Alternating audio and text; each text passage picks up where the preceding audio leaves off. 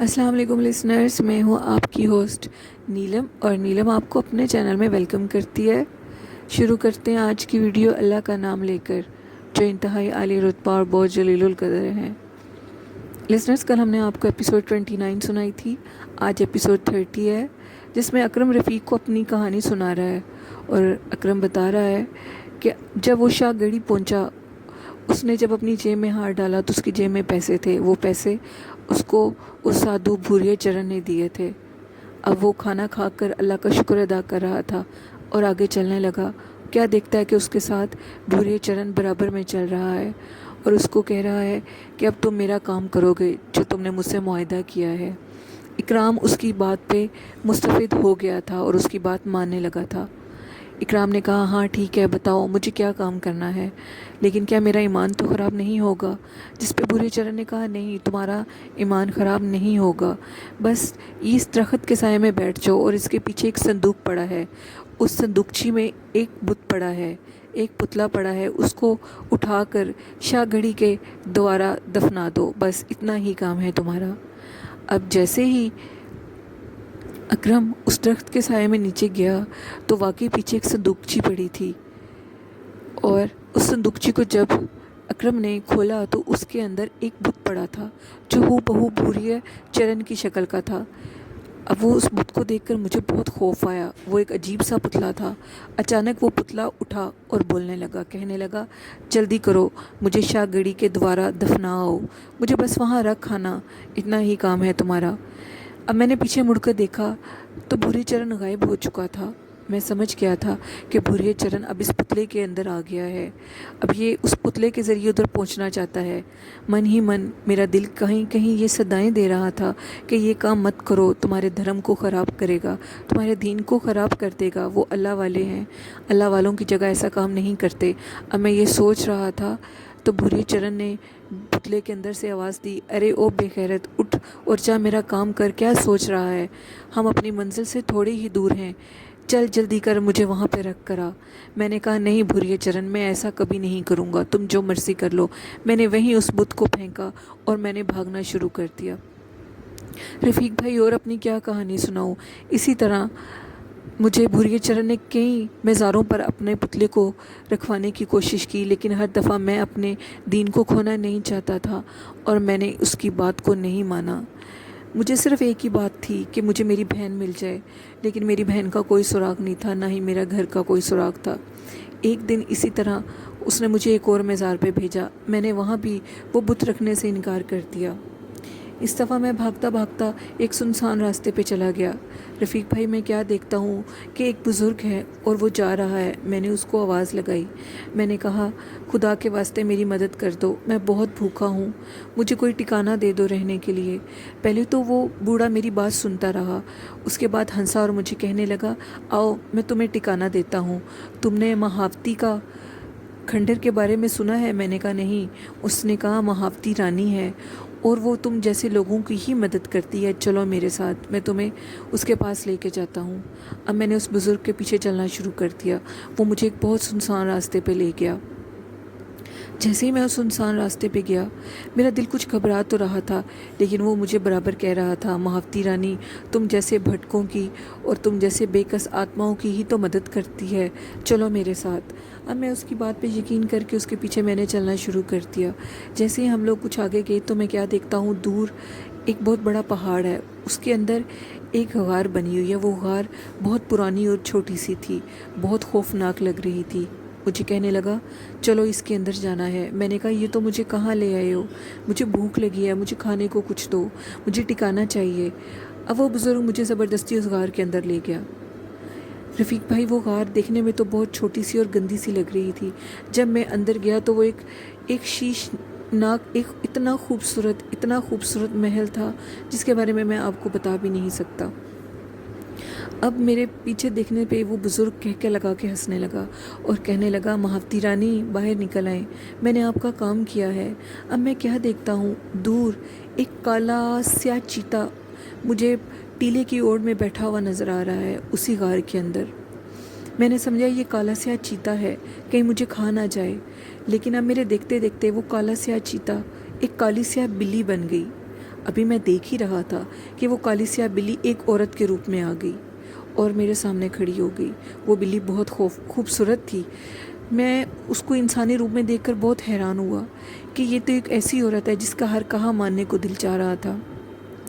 میں اب کالے جادو کے وش میں آ گیا تھا، لیکن میں نے پھر اپنے دماغ کو چھٹلایا اور میں نے پیچھے بھاگنے کی کوشش کی۔ جیسے میں نے پیچھے جانے کی کوشش کی، غار کا دروازہ بند ہو چکا تھا۔ وہ بوڑھا کہکا لگا کر ہنس رہا تھا اور مہاوتی رانی کہہ رہی تھی، دیکھو یہ تم کیا کس کو لے آئے ہو؟ میں نے کہا، رانی آپ ہی تو کہتی ہیں بھٹکے ہوئوں کو میرے پاس لے آؤ، پھر آپ ان کی بلی دیتی ہیں، اس لیے آج پورماشی کی رات تھی، میں اس کو لے آیا۔ مہاوتی نے کہا، ہاں بہت خوب۔ میں نے کہا، تم نے میرے ساتھ اتنا برا کیوں کیا ہے؟ میں نے تمہارا کیا بگاڑا ہے؟ جس پہ وہ بوڑھا کہکا لگا کر ہنسنے لگا اور کہنے لگا، میں تو مہاوتی رانی کا غلام ہوں، جیسے وہ کہتی ہیں میں وہی کرتا ہوں۔ اب کچھ دیر دیکھنا ہی تھا کہ وہاں پہ بھوریے چرن بھی آ گیا۔ بھوریے چرن اور مہاوتی رانی ایک دوسرے کے ساتھ آپس میں باتیں کر رہے تھے۔ اب بھوریے چرن میرے پاس آیا۔ پیچھے کے سارے راستے بند ہو چکے تھے، اگر میں ان کی بات نہ مانتا تو وہ میری بلی دے دیتے۔ میں نے بھوریے چرن سے کہا، بھوریے چرن اب میں تم سے وعدہ کرتا ہوں، میں تمہاری ہر بات ماننے کو تیار ہوں۔ جس پہ بھوریے چرن نے کہا، کیا یہ وعدہ مسلمانوں والا ہے؟ جس پہ میں نے کہا، ہاں یہ وعدہ مسلمانوں والا ہے، یہ وعدہ سچا ہوگا۔ بھوریے چرن نے کہا، پاگل، یہ بات تم پہلے ہی مان جاتے تو تمہیں کیا کچھ مل جاتا، تم سوچ بھی نہیں سکتے تھے۔ میں نے کہا، ٹھیک ہے، میں تمہاری بات اب ماننے کو تیار ہوں۔ اسی کے ساتھ بھوریے چرن نے مجھے ڈھیر ساری زندگی کی ایسی چیزوں سے نواز دیا کہ میں حیران ہو گیا۔ میں اپنی زندگی خوب خوشیوں سے گزارنے لگا، کھاتا پیتا لیٹتا، ہر چیز میرے آگے حاضر ہو جاتی کہ ایک دن بھوریے چرن پھر میرے پاس آیا اور مجھے کہنے لگا کہ اب تمہیں شاہ جہاں کے دوارا جانا ہے اور میرے بت کو ادھر لے کر جانا ہے تم نے۔ میں نے کہا، ٹھیک ہے، اگر میں لے کر جاؤں گا تو کیا تم مجھے میری بہن سے ملوا دو گے؟ اس نے کہا، ہاں پگلے، بہن سے کیا، میں تو تمہاری بہن کی کسی بادشاہ سے شادی بھی کرا دوں گا اور اسے رانیوں کی طرح رکھوں گا، اب تو میری بات مان جاؤ۔ لیکن اچانک سے بھوریے چرن کے چہرے پر ایک خوف کا عالم آیا۔ میں بہت حیران ہوا کہ اتنا بڑا جادوگر کس سے ڈر رہا ہے، اس کے پاس تو بہت سی شکتیاں ہیں۔ وہ مجھے کہنے لگا، شاہ جہاں کے دوارا وہ آ چکا ہے، اس کو مارنا ہے، اس کو مار دو، اس کو مار دو، وہ میرا بہت بڑا دشمن ہے، وہ میرا دشمن نمبر 1 ہے۔ میں نے کہا، کون؟ اس نے پھر مجھے بتایا کہ آپ کا نام رفیق ہے اور آپ اس طرح کے حلیے میں ہیں، آپ کو جا کر مارنا ہوگا۔ میں نے کہا، ٹھیک ہے، میں اس کو مار دوں گا۔ پھر جب میں شاہ جہاں کے دوارا آیا اور آپ پر پہلا حملہ کیا تو آپ اس حملے سے بچ گئے۔ اب مجھے دوبارہ بھوریے چرن ملا اور مجھے کہنے لگا، تم بھی سوچتے ہوگے کہ میں نے تمہارے لیے کون سے کام رکھے ہیں، بس یہ میرا آخری کام ہے، تم اس کو مار دو، اس کو مارنے کے بعد تم مجھے شاہ جہاں کے دوارا رکھا ہوگے اور ہمارا کام بن جائے گا۔ میں نے کہا، ٹھیک ہے بھوریے چرن، میں اس کو مار دوں گا، لیکن آپ پہلے حملے سے بھی بچ گئے اور دوسرے حملے سے بھی بچ گئے۔ پھر میں جب بھاگتا ہوا شاہ جہاں کے دوارا اس بت کو رکھنے کے لیے جا رہا تھا تو آپ میرے پیچھے آ گئے اور آپ نے اس بت کو نیچے گرا دیا۔ بھوریے چرن مجھے اس کے بعد ملا تو نہیں، لیکن وہ چونٹیاں برابر، وہ جو مکڑیاں برابر میرے جسم کو کھاتی تھی، نوچتی تھی۔ اب میں آپ کے ساتھ ہوں، یہی میری کہانی ہے۔ اب میں آپ سے یہ پوچھنا چاہتا ہوں کہ آپ بھوریے چرن کے دشمن کیوں ہیں؟ میں نے کہا، میں ہر اس سفلی علوم کرنے والے کا دشمن ہوں جو اللہ کے خلاف جا کر کام کرتے ہیں، اور مجھے لگتا ہے، رفیق نے کہا، مجھے لگتا ہے کہ اس بھوریے چرن کا اختتام میرے ہاتھوں ہی ہوگا۔ تم ڈرو مت، تم میرے ساتھ رہو۔ اور میں نے اس سے پوچھا، کیا تم مجھے بتا سکتے ہو کہ تمہاری بہن کا کیا نام ہے؟ اس نے کہا، میری بہن کا نام سریا ہے۔ اب میں ساری کہانی کے اینڈ تک پہنچ چکا تھا۔ بھوریے چرن نے ہی اس کی زبان کاٹی تھی اور اس کے ہاتھ کی انگلیاں کاٹی تھیں۔ سریا جو بتانے سے خوف زدہ تھی، یہ سب ماجرا میری سمجھ میں آ چکا تھا۔ میں نے اکرام سے کہا، اکرام تمہیں ڈرنے کی ضرورت نہیں ہے، چلو میں تمہیں تمہارے گھر لے چلتا ہوں۔ میں نے جب اپنی جیب میں ہاتھ ڈالا تو میری جیب میں اس دفعہ وظیفہ 8 روپے تھے۔ میں نے اللہ کا بہت شکر ادا کیا اور کہا کہ اکرام کو میرے ساتھ رہنے کی ابھی تک اجازت ہے، اکرام کے بھی کھانے کا انتظام ہو چکا ہے۔ ہم نے 1.5 روپے کا کچھ کھا پی لیا، باقی پیسے میری جیب میں تھے۔ میں نے کہا، چلو جون پور چلتے ہیں، تمہارے گھر کی طرف۔ جس پہ اکرام نے کہا، میرا گھر تو اب وہاں ہے ہی نہیں، وہاں کچھ بھی نہیں ہے میرے لیے۔ میں نے کہا، تم چلو تو صحیح۔ 6 روپے میں نے ریل کی ٹکٹ دی۔ اب ریل کی ٹکٹ دینے کے بعد ہم बस में सवार हम ट्रेन में सवार हो चुके थे। जैसे हम जौनपुर के लिए उतरे तो स्टेशन से बाहर निकले, टांगे वाला हमें इकराम के महल्ले तक ले गया। इकराम खुशी से चीखने लगा और कहने लगा, ये देखो, अल्लाह का लाख लाख शुक्र है, मेरा घर मेरे सामने है, जिसको ढूंढने के लिए, जिसे देखने के लिए मैं तरस गया। अब सुरैया मुझे मिल जाएगी, मेरी बहन सुरैया यकीनन इधर ही होगी। अब जैसे ही उसने दरवाजे पे दस्तक दी तो अंदर कोई ना था। अचानक से उसने ज़ोर से दरवाज़ा खोला तो दरवाज़ा खुल गया। अब इकराम अंदर जाकर ऊंचा ऊंचा सुरैया को आवाज़ें देने लगा, लेकिन सुरैया को कोई नामो निशान ना था। इकराम को देखकर महल्ले वाले भी इकराम के पास आ गए और कहने लगे, आज तुम कैसे इस तरफ आ गए?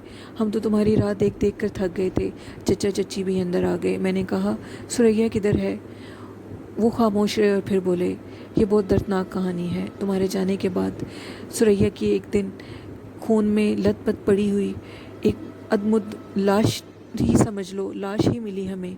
लेकिन जब हमने उसको हिलाया तो सुरैया ज़िंदा थी। सुरैया की ज़ुबान कटी हुई थी, उसके उंगलियां कटी हुई थी, वो खून में लथपथ थी। महल्ले वालों ने चंदा इकट्ठा करके सुरैया पे तरस खाया और उसको शहर के अस्पताल में ले गए। जब तक हमारे पास पैसे थे हम सुरैया का पता करते रहे। एक दिन, कुछ दिनों के बाद हम दोबारा सुरैया के पास गए तो डॉक्टर ने कहा कि सुरैया यहाँ से जा चुकी है। सच्ची बात है भैया, हमारे पास भी इतने पैसे ना थे, हम भी गरीब लोग थे। हम कैसे उसकी कफ़ालत करते, कैसे उसका इलाज कराते? और यही बात थी जो हम तुम्हें बता रहे हैं। चचा चची बहुत अफसरदा थे और कहने लगे, हमें माफ़ कर दो, हम सुरैया का ख्याल नहीं रख सके। इकराम बहुत ऊंचा ऊंचा रोने लगा, चीखने लगा। अब मैंने इकराम को सहारा दिया और महल्ले वालों से कहा कि आप वापस चले जाएं। महल्ले वाले हमारे खाने का खूब इंतज़ाम कर रहे थे। उन्होंने हमें खाने के लिए हर चीज़ ला कर दी। जब तक हम रफ़ीक इकराम के घर में रहे मेरे जेब में वजीफ़ा नहीं आया। अब 3 दिन के बाद मैंने इकराम से कहा, इकराम तुम क्या चाहते हो, मेरे साथ चलोगे या इधर ही? मैंने कहा, भैया मुझे साथ ले जाएं, वो भूरिया चरण मुझे ज़िंदा नहीं छोड़ेगा। मैं बेबस, मेरा कोई रिश्ता नहीं है, मैं आपको कुछ नहीं कहूँगा, मुझे अपने साथ ले चलें। मैंने ये ठान लिया था कि मुझे तो सुरैया के बारे में पता है कि वो गंगा राम जी के घर है, लेकिन अभी मैं ये बात इकराम को नहीं बताऊँगा। न जाने वो किन हालात में होंगे, सुरैया हिफाजत में होगी कि नहीं। खैर मैंने इकराम से कहा, हमें ख्वारजा जाना होगा। गंगा राम जी जिस जगह रहते थे उस जगह का नाम ख्वारजा था, काफ़ी बड़ा शहर था। अब हमने इकराम के घर को ताला लगाया, महल्ले वालों से इजाज़त ली और हम लोग दोबारा ट्रेन की तरफ चल पड़े। अब हम ख्वारजा स्टेशन पर उतरे। ख्वारजा स्टेशन पर उतरने के बाद गंगा राम जी का घर ढूंढना नामुमकिन था, फिर भी मैंने कोशिश की। मैं महल्लों में फिरता, सबसे पूछता गंगा राम जी का, लेकिन कहीं भी गंगा राम जी का कोई अता पता नहीं था। गलती मेरी ही थी, मैंने उनसे उनके घर के पते के बारे में पूछा ही नहीं था। अचानक अब हम ख्वारजा के बाज़ारों में फिर रहे थे कि मेरे कमर पे किसी ने हाथ रखा। मैंने पीछे मुड़ के देखा तो वो कमालुद्दीन पहलवान थे। उन्होंने मुझे कहा, वाह, आज तुम इधर किधर आ गए, हमने तो तुम्हें पकड़ ही लिया। रफ़ीक, नहीं तो तुम हमारे हाथ ना आते। हमें भी अपनी करामात से कुछ लुत्फ़ अंदोज़ कर दो, कुछ दिन हमारे भी मेहमान बनो। मैंने कहा, मैं गंगा राम जी के बारे में पूछना चाहता हूँ। उन्होंने कहा, ये बातें सब बाद में होंगी, तुम मेरे साथ चलो। जब उन्होंने इकराम को रफ़ीक के साथ देखा तो उन्होंने कहा, ये क्या अपने दुश्मन को साथ लिए फिरते हो? ये तो वही है ना जिसने शाहजहाँ के दरबार पर तुम पे हमला किया था। मैंने कहा, जी। मैंने कहा, दुश्मनों को गले से लगाना भी इसमें एक अनोखा मज़ा है। जिस पे कमालुद्दीन पहलवान ने कहा, शाबाश, 1 लाख की बात की है, चलो मेरे साथ। अब हम दोनों कमालुद्दीन पहलवान के घर चले गए। खूब मेहमान नवाज थे, खिला खिला कर पागल कर दिया था। अब रात को मैंने कमालुद्दीन से पूछा, पहलवान साहब, आप क्या गंगा राम जी के बारे में जानते हैं? उन्होंने कहा, यूं तो ख्वारजा में कहीं गंगा राम जी हैं, कहीं तुम उन गंगा राम जी की बात तो नहीं कर रहे जो शाहजहाँ से अकीदत रखते हैं? मैंने कहा, जी, मैं उन्हीं की बात कर रहा हूँ। उन्होंने कहा, बिल्कुल, हम तुम्हें कल सुबह उन तक पहुँचा देंगे। सुबह हुई, हमने खासा नाश्ता किया। पहलवान साहब बहुत मेहमान नवाज थे, खाने के खुद भी बहुत शौकीन थे और दूसरों को भी बहुत खिलाते थे। अब पहलवान साहब ने अपना एक नौकर मेरे साथ भेज दिया। मैं और उनका वो नौकर गंगा राम जी के घर की तरफ हो लिए। टांगा रुका, मैं गंगा राम जी के घर चला गया। اب مجھے اس پہلوان کے نوکر نے کہا کہ اگر آپ اجازت دیتے ہیں تو میں یہاں رک جاتا ہوں، اگر آپ کہیں گے تو میں واپس چلا جاتا ہوں۔ میں نے کہا تم واپس چلے جاؤ، میں واپس خود ہی آ جاؤں گا، مجھے راستہ معلوم ہو گیا ہے۔ اب ان کا پہلوان صاحب کا وہ نوکر واپس چلا گیا۔ میں نے اس بارے میں اکرام سے کوئی بات نہیں کی تھی۔ میں نے دروازہ کھٹکھٹایا تو گنگا رام جی کی بیوی نے دروازہ کھولا اور مجھے کہا، کہاں تم پھر ہمارے گھر آ گئے ہو؟ پہلے آگ لگوا کر تمہارا دم نہیں بھرا تھا کہ اب پھر ہمیں ذلیل کرنے آ گئے ہو؟ میں نے کہا مجھے گنگا رام جی سے صرف ملنا ہے، میں واپس چلا جاؤں گا، میں یہاں رہنے کے لیے نہیں آیا۔ خیر انہوں نے مجھے بہت باتیں سنائی۔ وہ باتیں سننے کے بعد میں اندر گنگا رام جی کے پاس گیا۔ گنگا رام جی کافی غصے سے میری طرف دیکھا اور بولے، اب کیا کرنے آئے ہو؟ پہلے تو ہمیں چھوڑ کر چلے گئے تھے، ہمارا نرم دل سب کے لیے محبت سے پیش آتا ہے، پہلے تو ہم تمہیں یاد بھی نہیں آئے، آج ہماری یاد کیسے آ گئی؟ میں نے کہا مجھے معاف کر دیجیے، میں نے آپ کا دل دکھایا ہے، لیکن آپ کی بہتری کے لیے مجھے یہاں سے جانا پڑا۔ وہ جو سادھو اس دن آپ کے گھر آیا تھا وہ میرا دشمن تھا، میں جس کے ہاں بھی رہتا ہوں وہ ان کو مار دیتا ہے، اسی لیے میں ادھر سے چلا گیا تھا کہ کہیں آپ کے لیے کوئی مسئلہ نہ بنے۔ خیر گنگا رام جی نے میری باتوں کا جواب دیا اور کہا تم بالکل ٹھیک کہہ رہے ہو، آپ بیٹھو، میرے پاس کس کام سے آئے ہو؟ میں نے سب کا حال احوال پوچھا اور کہا سریا کدھر ہے؟ انہوں نے کہا کچھ نہ ہی پوچھو، سریا کدھر ہے؟ میرے حلق سے آواز ایک دم نکلی۔ میں نے کہا ہائے، سریا کو کیا ہو گیا؟ کہیں وہ مر تو نہیں گئی؟ انہوں نے کہا نہیں، تمہارے جانے کے بعد وہ سادھو دوبارہ آیا تھا، نہ جانے اس کی اس بچی سے کیا دشمنی تھی، ہمیں کہتا تھا سریا کو ہمارے ساتھ بھیج دو ورنہ تم سب کو ختم کر دوں گا۔ ہم نے کہا نہیں، ہم اپنے لخت جگر کو نہیں بھیجیں گے، رکمنی تو میری اپنی بیٹی ہے لیکن سریا بھی رکمنی کا ہی درجہ رکھتی تھی۔ میں نے کہا ایسا نہیں ہوگا، اس نے دوبارہ ہمارے گھر کو آگ لگا دی۔ ابھی بھی ہم اپنے ضد پر اڑے ہوئے تھے، کہاں اب ہمارا گھر جل گیا، پتہ تو ہے میری بیوی کتنی باتیں سناتی ہے۔ میں نے اس کی باتوں کی بھی پرواہ نہ کی۔ دوسرے دن جب ہم نے کہا کہ ہم سریا کو بالکل نہیں بھیجیں گے، ہمارا سارا گھر مکڑیوں سے بھر چکا تھا۔ وہ مکڑیاں اتنی گندی تھیں، اتنی بدبودار تھیں کہ گھر میں تو ویسے بھی کچھ نہیں بچا تھا آگ لگنے سے۔ رکمنی کا کمرہ بھی جل گیا تھا، اس کا بیڈ تک جل گیا تھا، ایک کمرہ باقی بچا تھا۔ اب وہاں پر وہ مکڑیاں آ چکی تھیں۔ میری گھر والی نے کہا سریا کو اس سادھو کے حوالے کر دو۔ وہ سادھو دوبارہ آیا اور کہنے لگا کرشنا کے مندر جو پرانا مندر ہے وہ اب ختم ہو چکا ہے، سریا کو ادھر ہی بھیج دینا، ادھر چھوڑ آنا۔ اب یہ سب کچھ بہت مشکل تھا۔ رکمنی سریا سے بہت محبت کرتی تھی، میری بیٹی سریا کے علاوہ ایک سیکنڈ نہیں رہتی تھی۔ اگر تم اس کو دیکھو تو وہ چارپائی کے ساتھ لگ گئی ہے، ایک ڈھانچہ بن گئی ہے اس کی محبت میں۔ ہم کیا کرتے، ہم مجبور تھے، ہم نے سریا کو ساتھ لیا اور کرشنا کے پرانے مندر میں سریا کو چھوڑ آئے۔ اب تو وہ مندر نہیں ہے، وہ ایک پرانا کھنڈر بن چکا ہے۔ ہم سریا کو ادھر چھوڑ آئے اور اس کے بعد ہمیں سریا کا کچھ پتہ نہیں ہے۔ سریا رو رہی تھی اور اشارتاً یہی کہہ رہی تھی کہ مجھے وہاں چھوڑ آئیں، آپ اپنی جان خطرے میں مر ڈالیں۔ میں نے کہا آپ نے بھی اپنے لحاظ سے ٹھیک کیا ہے۔ اتنے میں رکمنی باہر آئی اور کہنے لگی رفیق بھائی میں آپ سے کوئی بات کرنا چاہتی ہوں۔ میں اس کے پاس گیا۔ گنگا رام جی نے مجھے اجازت دے دی تھی کہ تم رکمنی سے بات کر سکتے ہو۔ رکمنی نے مجھے کہا میں سریا سے بہت محبت کرتی ہوں، وہ خاصی پرسرار لڑکی تھی لیکن اس نے مجھے اپنی محبت میں پھنسا لیا۔ میں اس سے بہنوں والا پیار کرتی تھی۔ اور ایک اور بات میں آپ کو بتانا چاہتی ہوں، وہ بھی آپ سے بہت محبت کرنے لگی تھی۔ میں نے اس کی آنکھیں پڑھ لی تھیں۔ میں بھی ایک عورت ہوں اور ایک عورت دوسری عورت کی آنکھوں میں محبت کو خاصی اچھی طرح سے دیکھ سکتی ہے۔ آپ کے جانے کے بعد وہ پھوٹ پھوٹ کے رونے لگی تھی، وہ مجھ سے ہر بات اپنی شیئر کرتی تھی۔ مجھے یہی لگتا تھا کہ سریا آپ سے بہت محبت کرنے لگی ہے۔ میں نے اپنے دل کو پسیجا اور کہا میرا یہ راستہ نہیں ہے۔ میں نے کہا رکمنی مجھے اجازت دو، مجھے سریا کا پتہ لگانا ہے۔ گنگا رام جی نے کہا کہ مجھے سچ بتاؤ تم سریا کا کیوں پتہ کرنے آئے ہو؟ میں نے کہا مجھے سریا کا بھائی ملا تھا، وہ سریا سے ملنا چاہتا تھا۔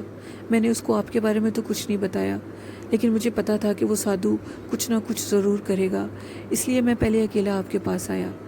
گنگا رام جی نے کہا اب میں بھی تمہارے ساتھ کرشنا کے پرانے مندر میں جاؤں گا اور دیکھوں گا کہ سریا ادھر ہے کہ نہیں۔ گنگا رام جی کے لاکھ اصرار پر میں ان کو منع نہ کر سکا اور ان کو ساتھ لے چلا۔ جب ہم کرشنا کے پرانے مندر میں گئے تو وہاں میں جانتا تھا کہ بھوریا چرن وہاں کہاں ہوگا، نہ ہی وہاں سریا تھی اور نہ بھوریا چرن تھا۔ میں نے کہا گنگا رام جی آپ مجھے آشیواد میں یاد رکھیے گا، میں ضرور سریا کو ڈھونڈ لوں گا اور اس کے بھائی تک ملوا دوں گا۔ اب گنگا رام جی اپنے گھر واپس چلے گئے اور میں پہلوان صاحب کے پاس چلا گیا۔ میرا چہرہ دیکھ کر اکرام بہت خوش ہوا اور اللہ کا شکر ادا کرنے لگا۔ کہنے لگا مسعود بھائی شکر ہے آپ آ گئے ہیں، میں بہت پریشان تھا۔ کہ آپ کو گنگا رام جی مل گئے تھے؟ میں نے کہا ہاں وہ مجھے مل گئے تھے۔ کیا آپ کا کام ہو گیا ہے؟ میں نے کہا ہاں سمجھو آدھا ہو گیا ہے، تھوڑا باقی ہے۔ اب مجھے اکرام کہنے لگا پہلوان صاحب نے تو مجھے کھلا کھلا کر پاگل کر دیا ہے۔ اب دوبارہ پہلوان صاحب کسی اور چیز کے ساتھ اندر آئے اور کہنے لگے یہ بھی کھا لو، کل ان کے بیٹے کا حقیقہ ہے، وہ اس میں شرکت کیے بغیر تم لوگ جا نہیں سکتے۔ میں نے کہا ٹھیک ہے پہلوان صاحب۔ اب رات ہو گئی اور میں لیٹ گیا۔ اب میں کشف چاہتا تھا، میں نے کشف کا ارادہ کیا، وضو کر کے ایک سائڈ پر بیٹھ گیا، درود پاک پڑھنے لگا۔ مجھے کشف سے اجازت ملی کہ ٹرین پہ سوار ہو جاؤ اور جلدی سے ادھر سے نکل جاؤ، تمہیں یہاں سے جانا ہے۔ میں نے اب یہ بھی ان سے طلب کیا کہ کیا اکرام کو میرے ساتھ رکھنا ہے یا نہیں، جس پر میں کیا دیکھتا ہوں ایک بہت بڑا مکڑی کا جالا ہے، اس جالے کے اندر سریا پھنسی ہوئی ہے اور بھوریا چرن اس جالے کو اپنے ہاتھ سے اور بڑا کیے جا رہا ہے۔ اکرام دور کھڑا دیکھ رہا ہے۔ جیسے ہی اکرام سریا کے نزدیک آتا ہے، اکرام کو ایک زور سا دھکا لگتا ہے اور اکرام نیچے گر جاتا ہے۔ اب میں کیا دیکھتا ہوں کہ میں بھی اس جالے کے پاس آیا ہوں۔ مجھے دیکھ کر بھوریا چرن واپس بھاگ گیا ہے اور اکرام کا ہاتھ میرے ہاتھ میں ہے۔ میری آنکھ کھلی اور مجھے ہدایت مل چکی تھی کہ تم نے اکرام کو اپنے ساتھ رکھنا ہے، تم ہی اکرام کو اس کی بہن تک لے کے جاؤ گے۔ صبح جب ہم اٹھے تو اکرام نے مجھے کہا بھیا مجھے مت چھوڑنا کبھی بھی، میں آپ کی کسی کام میں مداخلت نہیں کروں گا، آپ جیسے کریں گے میں ویسا ہی رہوں گا، مجھے اپنے سے دور مت کریں، نہ جانے کب جان نکل جائے، سریا کا تو کچھ عطا پتہ نہیں ہے، بھیا مجھے اپنے سے دور مت کریے گا۔ مجھے تو اجازت مل چکی تھی اور برابر میں وظیفہ بھی مل رہا تھا۔ میں نے کہا اکرام گھبراؤ مت، جب تک ہمارا ساتھ لکھا ہے ہم ساتھ رہیں گے، جب اجازت نہ ملی تو تمہیں چھوڑ دوں گا۔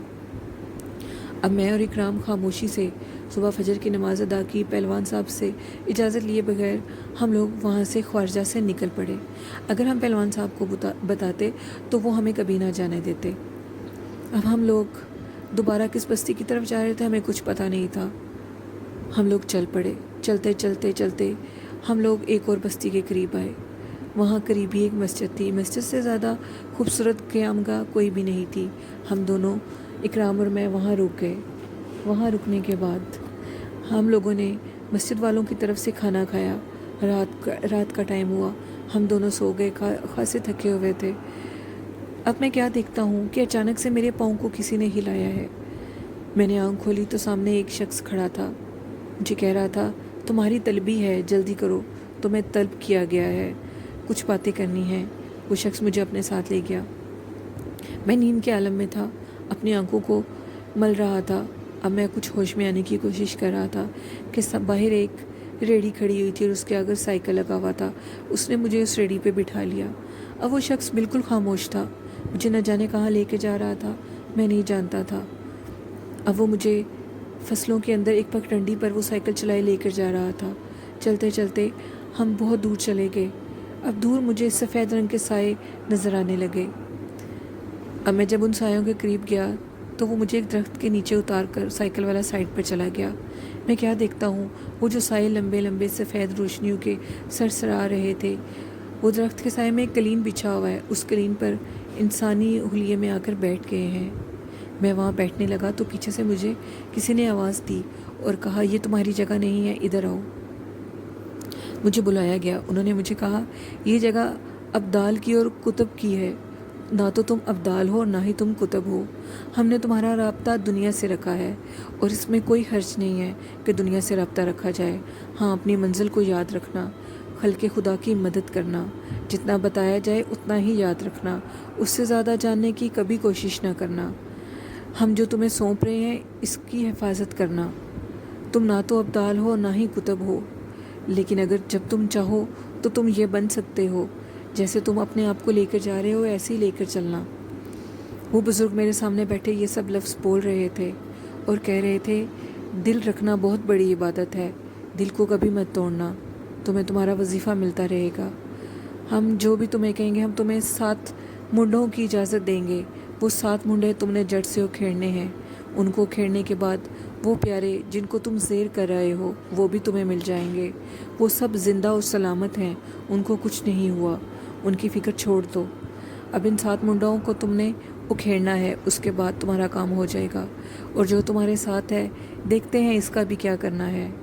ابھی یہ سب کچھ کہہ ہی رہے تھے کہ اچانک میری آنکھ کھلی اور میں صحیح اسی جگہ مسجد کے احاطے میں تھا.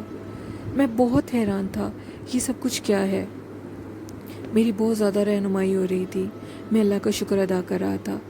انہوں نے مجھے یہ بھی کہا تھا کہ اب ادھر سے رخصتی کا ٹائم ہے, یہاں سے نکل جاؤ, ادھر رکنا نہیں ہے. میں نے اکرام کو جگایا. اب ہم دونوں 3 دن سے مسلسل سفر میں تھے. پیاس اور بھوک کی اتنی شدت تھی کہ ایک قدم بھی آگے نہیں بڑھایا جا رہا تھا. پر میں کیا دیکھتا ہوں کہ دور ایک گہرا کھڈا کھدا ہوا ہے. اس کھڈے کے اندر مجھے درخت نظر آ رہے ہیں, ان کے اندر آبشاریں نظر آ رہی ہیں. کیا خوب رب نے اپنے انسانوں کے لیے کیا کچھ نہیں رکھا ہوا. اب میں اس گڈھے کی طرف بڑھا, اکرام کو بھی ساتھ لے کر. ہم جیسے اس گڈھے کے اندر گئے, وہاں ایک دنیا بستی تھی جہاں پہ صرف درخت اور ندی اور پانی تھے. ہم وہاں کا پانی پینے لگے, خوب اسیر ہوئے پانی پینے سے. سحر ہونے کے بعد ہمارا پیٹ بھر چکا تھا. ہم ادھر سو گئے. عصر کے ٹائم مجھے اکرام نے جگایا اور کہا عصر کا ٹائم ہو گیا ہے, نماز نکل رہی ہے. ہم نے نماز ادا کی, پھر مغرب ادا کی, پھر تھوڑا سا سونے کی کوشش کی اور سو گئے. خوب نیند پوری کی. عشاء کے ٹائم ہم وہاں سے نکل پڑے. لسنرز, یہ تھی آج کی ایپیسوڈ 30. اب ناول کی کل لاسٹ ایپیسوڈ ہوگی, اور اب رفیق اور اکرام کے ساتھ آگے کیا ہوگا, اور رفیق کیسے بھوری چرن کا خاتمہ کرے گا وہ ہمیں کل پتہ لگے گا. کل لاسٹ ایپیسوڈ ہوگی. اور اسی کے ساتھ ہمارے چینل کو زیادہ سے زیادہ سبسکرائب کیجئے اور لائک کیجئے, شیئر کیجئے, اور اپنے ماں باپ کا بہت سا خیال رکھا کریے. اپنے ماں باپ سے بہت پیار کیا کریں, یہ بہت پیاری چیزیں ہیں, ان کی قدر کریں جتنا ہو سکتا ہے. اپنی ہوسٹ نیلم کو دعاؤں میں یاد رکھیے گا. اللہ حافظ. اللہ نگہبان.